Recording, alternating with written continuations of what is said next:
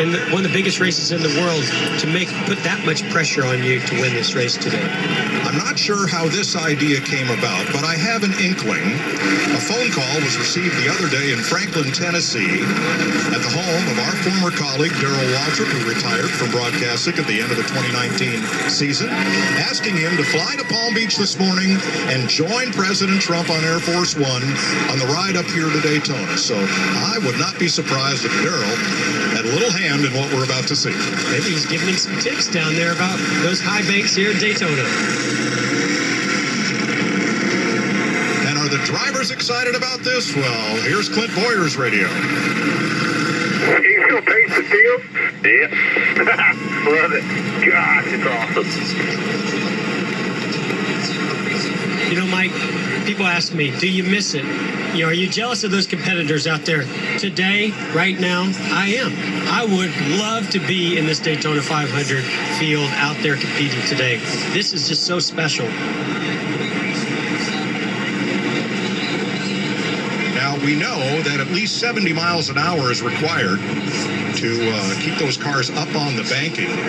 Those presidential limousines, which are built on truck chassis, weigh about 22,000 pounds, will probably not be doing 70 through the 31-degree banking of turns 1 and 2.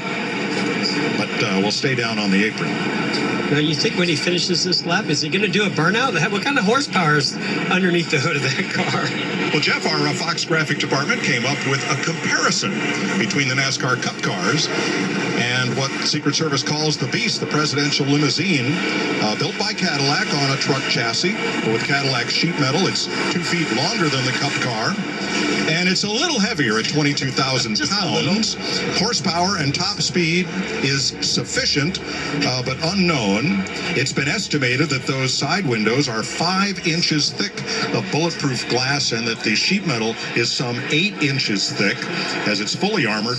And, of course, seating capacity 7 for the limo and 1 for our Cup cars. The only thing I wish they'd have modified on that limo is put a spoiler on that rear deck lid. Just for NASCAR. Well, it does have a couple of antennas for communication, after all. Not sure what those flags on the front fender are going to do for aerodynamics. Nor do we care. Donald Trump is the 4th sitting United States president to attend a race here.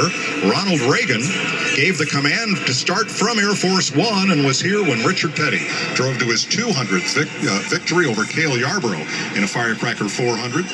George H.W. Bush, the summer of '92, and George W. Bush, the 2004 Daytona 500. Bill Clinton campaigned at Darlington at a NASCAR race, but the president with the closest ties to the sport was Jimmy Carter. One of Jimmy's closest friends in Georgia when he was governor was Alf Knight, the longtime superintendent of Atlanta Motor Speedway. Jimmy would come down, be a visitor to the track often, and was honorary starter for a race there when he was governor. Someone on Twitter took a picture of the presidential limousine and emblazoned a NASCAR-style number 45 on the door, but that idea was rejected in favor of the presidential seal.